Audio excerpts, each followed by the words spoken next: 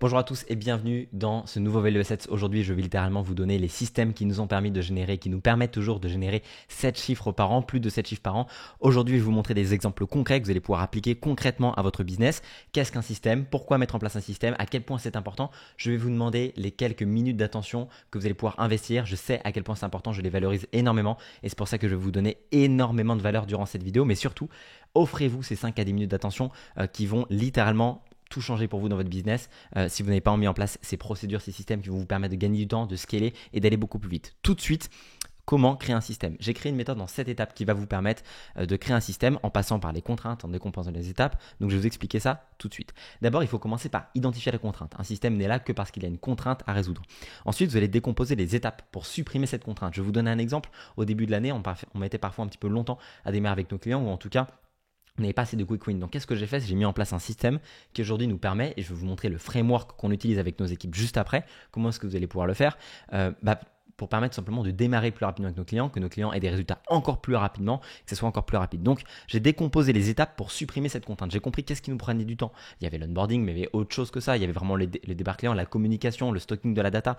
Bref, tout ce dont vous allez avoir besoin, je le décompose sur une feuille. Ensuite, j'ai éliminé tout ce qui n'était pas nécessaire. On avait pas mal de choses qui dans nos procédures n'étaient pas nécessaires au bon démarrage du client. On prenait trop de temps et en fait on s'attardait sur des petits détails, des éléments qui nous ralentissaient. Donc vous allez éliminer ce qui n'est pas nécessaire. Ensuite j'ai automatisé ce que je pouvais. Par exemple avec l'onboarding.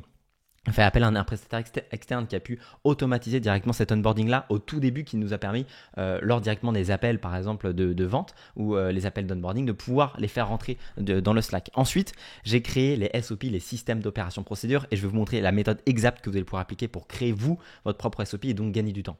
Si aujourd'hui vous êtes toujours là dans cette vidéo, déjà félicitations, parce que la majorité des gens quittent. Ce que vous devez comprendre, c'est que les SOP et les procédures, les systèmes, c'est ce qui va vous permettre d'aller à l'étape d'après dans votre business. Si aujourd'hui vous avez un business entre 5 et 15 000 euros par mois, que vous êtes bloqué dans cette étape-là, ou même un petit peu plus, mais que vous n'avez pas de procédure, vous n'avez pas de système, vous ne pourrez pas scaler. Forcez-vous à créer des procédures, forcez-vous à créer des systèmes d'opération procédure qui vont vous permettre de gagner du temps. Donc, j'ai créé des SOP avec la team pour que même un nouvel employé qui arrive chez nous, un nouveau consultant externe qui arrive, puisse appliquer des procédures pour tout de suite pouvoir onboarder des clients.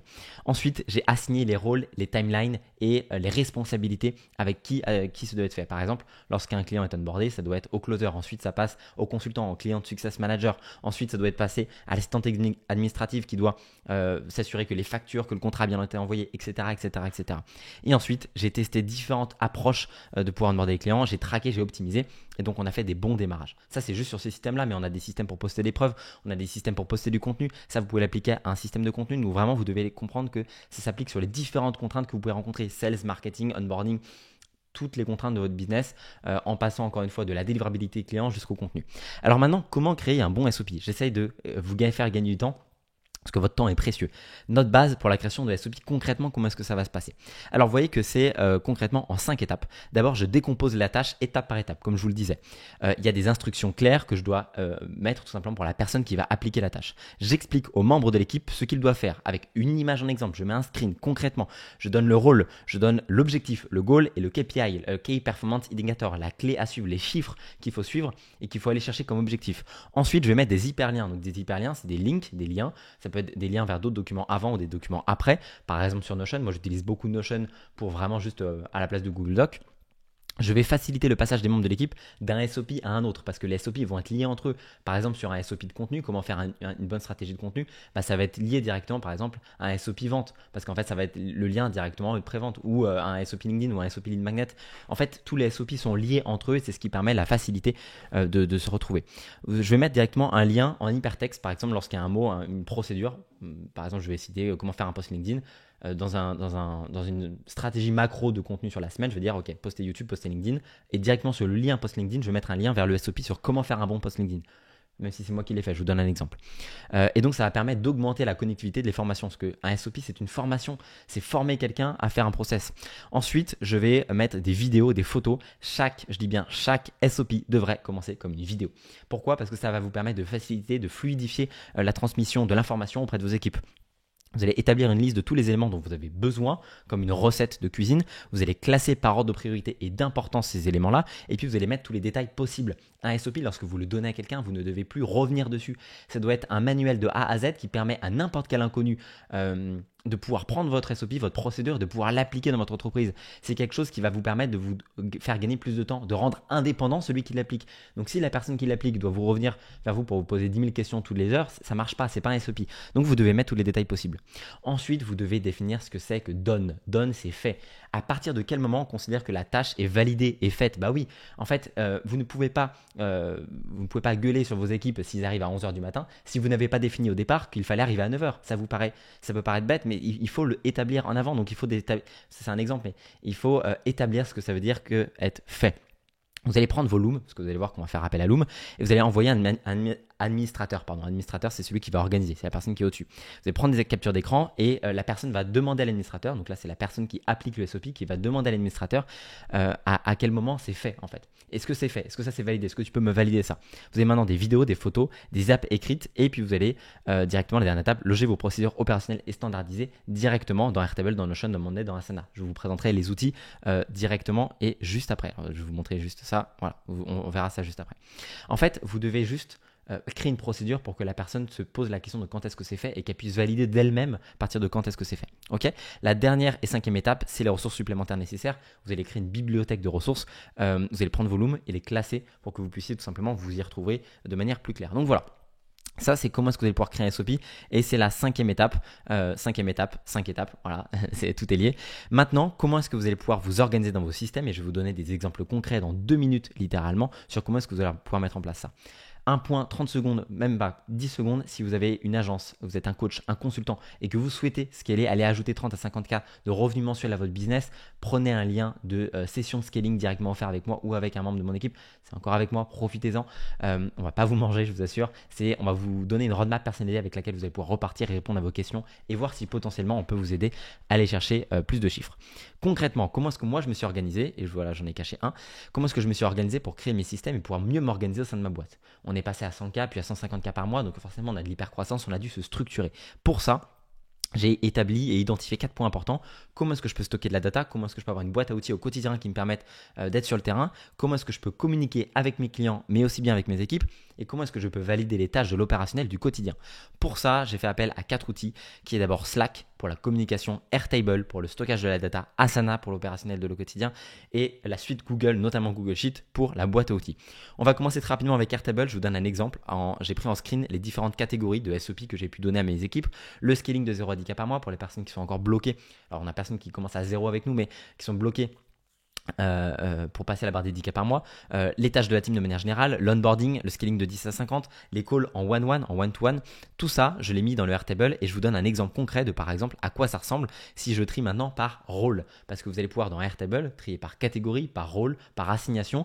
Si par exemple je prends le rôle du CSM, qui est le Client Success Manager, on est une équipe de consultants, 5 personnes aujourd'hui, vous allez avoir par exemple le framework d'onboarding qui vont suivre pour en fait onboarder quelqu'un sur plusieurs jours, pour commencer à les faire rentrer, expliquer les contraintes, établir une roadmap avec eux, faire le suivi des KPI avec clients, et chaque case que vous voyez ici est une catégorie, en fait une case pardon, où ils vont avoir un SOP, et je vais vous donner un exemple concret juste après, juste ici, ok. Donc chaque case est un SOP à lui tout seul. Je vous donne un autre exemple concret, par exemple call au one-one ici. Comment faire un bon call en one-to-one avec les équipes? Ils vont voir la structure d'un appel de suivi. Ils vont voir tous les détails avec des hyperlinks, avec des hyperliens comme je vous parlais juste avant, avec des liens directement vers un loom. Un loom, c'est ce qui vous permet d'enregistrer, c'est ce qui me permet avant d'enregistrer les value sets, maintenant je suis avec OBS, mais c'est surtout ce qui vous permet de montrer comment est-ce que la tâche est faite de A à Z pour que vous puissiez la transmettre. Ok, c'est extrêmement important. Ensuite, Asana, vous allez avoir, et là c'est pourquoi est-ce que c'est différent d'Airtable. Airtable, c'est pour stocker les SOP, stocker la data, stocker les vidéos. Asana, ça va vraiment être dans un objectif de valider au quotidien les tâches. Moi, je m'en sers beaucoup avec mon assistante, mais aussi avec les équipes, par exemple, dans différents projets. Opérationnel des tâches, c'est pour les factures, les contrats. Deliverability des écosystèmes, c'est pour directement les clients. On a, par exemple, je vous donne l'exemple, le mastermind qu'on organise fin juillet. Alors, c'est pas en juin, du coup, c'est en juillet, une petite cookie. Par exemple, j'ai mis lieu du mastermind, ça a été validé avec 5 annotations de mon assistante. Organisation activité, je vous ai juste donné un screen pour vous montrer un exemple. En fait, vous allez pouvoir créer des espaces, vous allez pouvoir créer des projets, et ces projets-là, vous allez pouvoir intégrer des membres de votre team, communiquer directement dans Asana, même si c'est pas fait pour ça spécialement. Vous allez pouvoir avancer au quotidien sur la validation des tâches ou pas. Parce que valider les tâches comme je le faisais avant sur Slack, c'était un enfer, une horreur, tu t'y retrouves pas, parce que tu communiques, tu envoies d'autres messages, tu t'y retrouves pas. Là, avec Asana, ça te permet d'avancer de manière cohérente. Ensuite, je vous donne un exemple. communication qui va être directement hébergée sur l'Airtable, mais on va faire le point avec des validations automatiques sur Slack, sur par exemple le framework de l'onboarding. Ça, et j'ai fait exprès de le flouter, ce sont les différentes étapes que vont suivre un référent, un consultant avec un de nos clients par exemple, juste pour les 2 premiers jours de l'onboarding. Ils vont avoir différentes étapes qu'ils vont devoir valider au-delà du fait de l'intégrer sur le Slack, avec est-ce que ça va marcher pour moi, etc. avec différents points. Et vous voyez, bon évidemment j'ai pas mis en clair, c'est fait exprès. Vous voyez à quoi ça ressemble. Et sur chacun de ces points-là, il peut avoir un lien avec un lien vers directement un Zoom. Et ça c'est juste l'intérieur d'un seul SOP. SOP qui est une procédure dans un système. Ok, donc voilà, ça permet vraiment de tout détailler, d'ultra détailler. Et maintenant, boîte à outils Google Sheets, la suite Google, c'est quand même extraordinaire. Vous pourriez utiliser Airtable, je pourrais utiliser Airtable. Maintenant, je me sens plus à l'aise avec Google Sheets, c'est plus maniable sur plein de points. Je vous donne un exemple de tableau que vous allez pouvoir utiliser. Cette mind map, vous la retrouvez dans le School, qui est un School gratuit directement en dessous de la vidéo, avec un suivi des setters, par exemple, avec la DAC du contact, le compte Instagram, la niche, l'URL Instagram. Ça, c'est si vraiment vous souhaitez détailler. Ça, c'est avec le rapport des loups envoyés, le numéro de réponse, etc. Et ça va être un lien que je vais pouvoir mettre à disposition de nos clients, mais surtout pouvoir échanger ça avec mon setter. Ça, c'est un système. Ce sont des systèmes avec les setters. Vous voyez qu'on a email assets, les emails outreach, etc. En fait, ça va être tout ce qu'on va pouvoir traquer avec notre setter. C'est extrêmement important de suivre des KPI, de traquer ça, parce que si vous ne traquez pas, vous ne pouvez pas scaler, vous ne pouvez pas vous rendre compte où est-ce que vous en êtes avec votre setter. Donc c'est extrêmement important d'avoir des documents, et donc c'est pour ça, voilà, je vous ai donné un exemple de Google Sheet que nous on utilise et que vous pourrez du coup directement réutiliser. Ok, voici pour l'exemple de ces systèmes-là. Encore un dernier point très important, mais juste j'ai essayé de vous synthétiser concrètement comment vous pouvez mettre en place des systèmes, à quel point c'est important, comment structurer étape par étape un SOP, parce qu'aujourd'hui personne n'en parle et c'est trop important pour ne pas en parler. Ça va vous faire gagner énormément de temps, mais surtout d'argent, parce que évidemment les deux sont liés. Vous devez mettre en place ces systèmes-là, même à petite échelle, pour commencer à scaler, prendre les bons réflexes dès le départ. Si vous êtes un coach, un consultant, une agence bloquée entre 5 et 15K par mois et que vous souhaitez aller ajouter 30 à 50K de revenus mensuels à votre business, je vous laisse prendre un lien, un réservé, un créneau directement de session de scaling offert avec moi en dessous de cet appel pour avoir une roadmap personnalisée. J'espère que ça vous a été pertinent. Un dernier point, je voudrais juste pour que la prochaine vidéo, vous me mettiez en commentaire si vous préférez un thème sur le setting directement ou un thème directement sur le contenu, l'acquisition. Ok, c'est extrêmement important. Mettez soit setting, soit contenu. Ça me permettra de pouvoir choisir. J'ai écouté votre demande parce que cette vidéo était en relation à une demande sur un précédent Value Asset où je demandais sur SOP. Vous avez choisi ça, je vous l'ai fait. Maintenant, c'est à vous de jouer. Là-dessus, je vous fais confiance. On se retrouve très bientôt pour un prochain Value Asset. Merci de m'avoir écouté et de vous avoir confié du temps.